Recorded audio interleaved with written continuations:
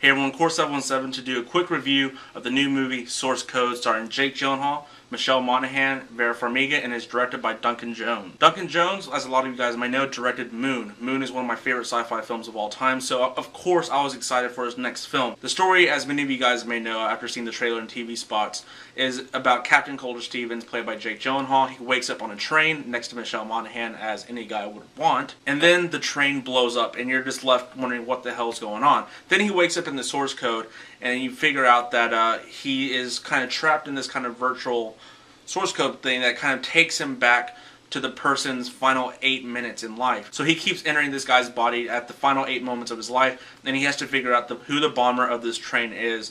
And, you know, time and time again, the train explodes. I gotta admit, my one big fear of this film was that it was going to be very repetitive. I heard a lot of critics saying that it was very similar to Groundhog's Day, and that was one of my biggest fears. But then again, Groundhog's Day did it very well. So then again, I was kind of getting a little excited about it.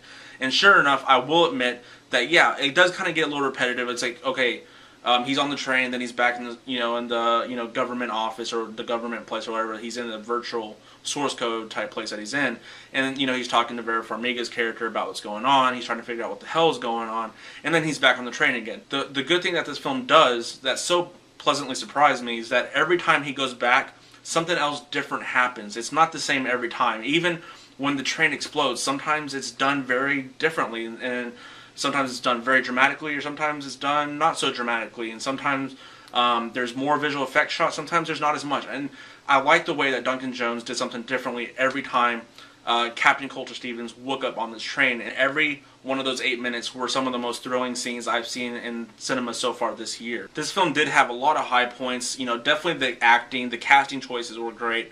Jake Gyllenhaal did great. I mean, you kind of expect that from Jake Gyllenhaal. Vera Farmiga did great, and also Michelle Monaghan did a fantastic job. She was lovelier than ever, the typical kind of girl next door character. She didn't have too much to do, but towards the final act of the film, you really got to enjoy her character. And also the cinematography was fantastic. There's so many high points. Duncan Jones did a great job. The screenplay was also pretty solid as well. But I will admit that this film isn't perfect. Unlike Moon, this film is not perfect.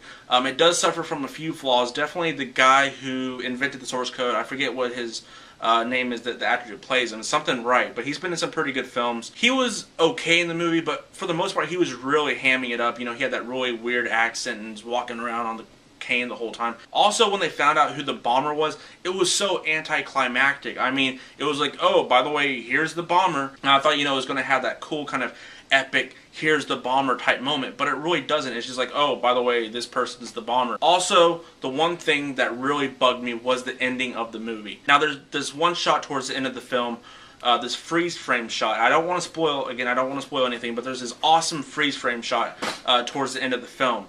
And it should have ended there, but it keeps going and it keeps going. And now a lot of people are going to love the ending that they went with in the film. But I admit that, like a lot of other people, they should have stopped at the freeze frame shot. But, then again, it is what it is. Overall, this is still a very fun and enjoyable movie. I still recommend it. It's not perfect. It's not my favorite film of the year. I'd probably say maybe it's like my third or fourth favorite film of this year. But it is still good. I still highly recommend it to people who are a big fan of sci-fi. Also, if you're a Duncan Jones fan, you should have seen this by now. If not, definitely check this out. Overall, I give Source Code an 8 out of 10. And until next time, Course 717, thank you all for watching.